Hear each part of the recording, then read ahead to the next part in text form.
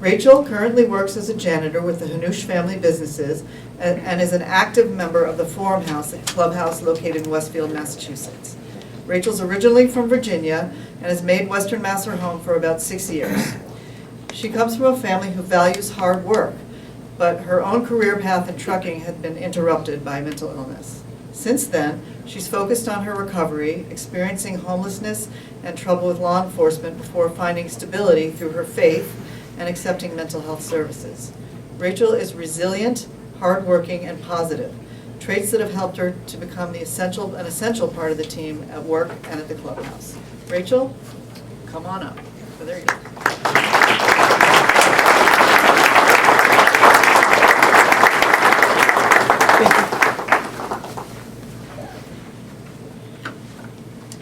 Work has always been important to me. I got my first job as I was legally able to at age 16. I always had trouble keeping interest and sticking to a job for a long period of time.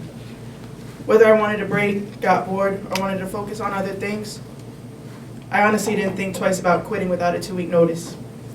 I was irresponsible and immature, and for a while, getting a job was easy for me.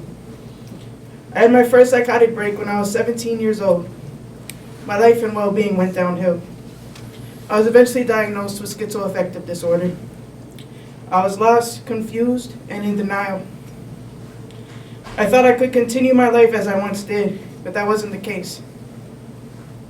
I would get assigned a therapist and psychiatrist, but wouldn't make it past the first appointment. I was emotional, impulsive, and self-destructive. I just did not care. My mother eventually gave me the ultimatum to stay on my medication or get out of the house. I didn't take her seriously. I never saw the pain or worry I caused her, and I didn't care to see it. I was so selfish, and I wasn't working at the time either. I tried to go to college, but couldn't stick to that either. Even in grade school, when I would try to study, I would have multiple books out, in different rooms set up, but never got any real effective studying done. My emotions eventually got the best of me, and I got in trouble with law enforcement for an assault and battery when I was 20 years old. I spent my 21st birthday in jail. And actually, a lot of my birthdays were spent in some kind of institution, mainly psychiatric centers. I spent 3 months in jail. This happened in Virginia Beach, Virginia, which is where I was raised. The mental health care system is not as involved or caring as it is here in Massachusetts. I am so grateful to be here with all the help that I have received. When I got out of jail, I don't really remember what was going on, but it definitely wasn't as easy to get a job or even get into some schooling programs with an assault on my record.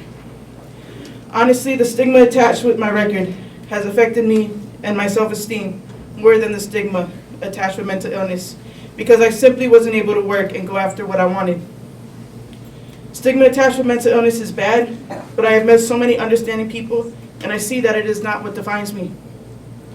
I was never very aware of mental health services or anything mental health related when I was younger. I got approved for SSDI after I got out of jail at age 21, so that's how I got by for many years to come. About a year after I got out of jail, I got kicked out of my mother's house.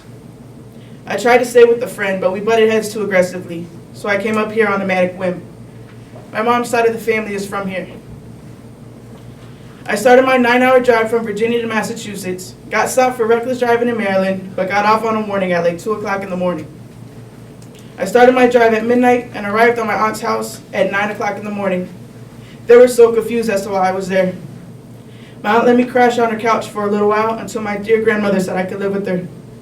As grateful as I should be, I wish I went straight to the homeless shelter instead, and we'll get to that later. So now I'm living at grandma's, trying to go to school so I could get a good job and get out of her house. But school is too long and studying is too hard. I decided to get into a trade, truck driving. It was basically hands-on learning and a really great educational and social experience. I got my Class A CDL and all was great, except one thing, I wasn't medicated. I really enjoyed my time as a truck driver, but the life wasn't right for me. It's very lonely, and me and lonely don't mix. I was delusional and paranoid. I would get night terrors during the night, and my night terrors had me running in fear, and I would fall off the top bunk straight to the ground and wake up with bruises the next morning.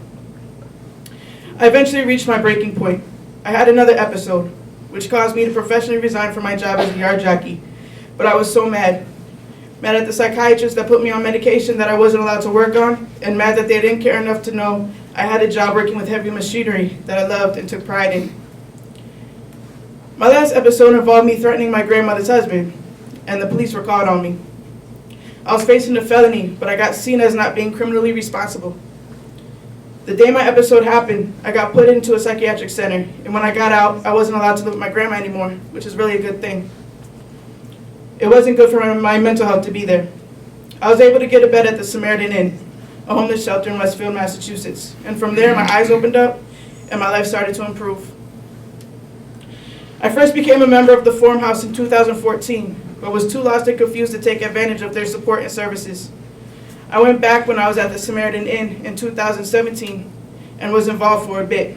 I was on my way to getting a job at the Carson Center as a janitor until they ran my criminal record and saw I was going through my newest legal issues. After that, I basically stopped going to the Forum House.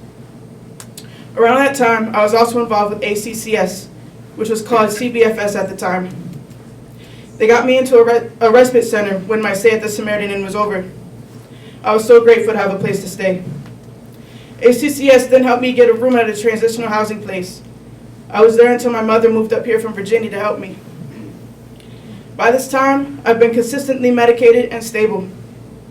I've never really been med compliant, but after my last episode, I see how serious my mental illness can be and also the damage I can cause. I got put on the antipsychotic Invega Sustenna, which I get injected once a month, and I endearingly call it my rabies shot. So I'm also on Prazosin, which helps tremendously with my night terrors. So fast forward to September of 2019.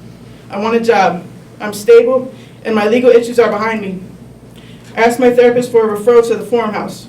I get in for an orientation a week later. I go as often as possible. I gain confidence in my skills. I do data entry and help with the cooking and hospitality.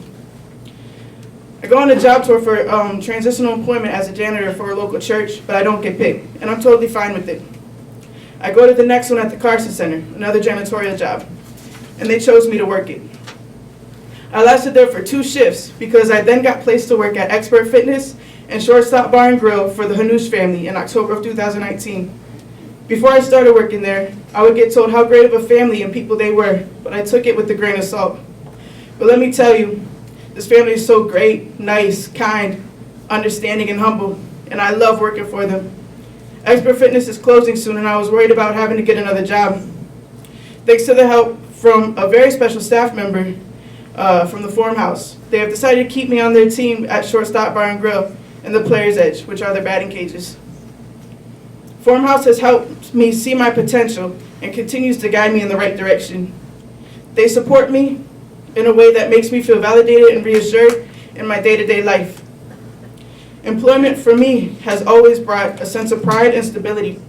Even if I don't make the most money, I have always been able to find joy, comfort, and peace in the jobs I have held. Forum House and the Hanush family have been great blessings to me.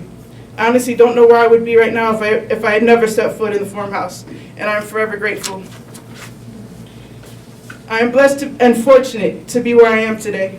There are people that don't have access to a clubhouse near them, and they are struggling with the stigma, shame, and fear that is holding them back from their full potential.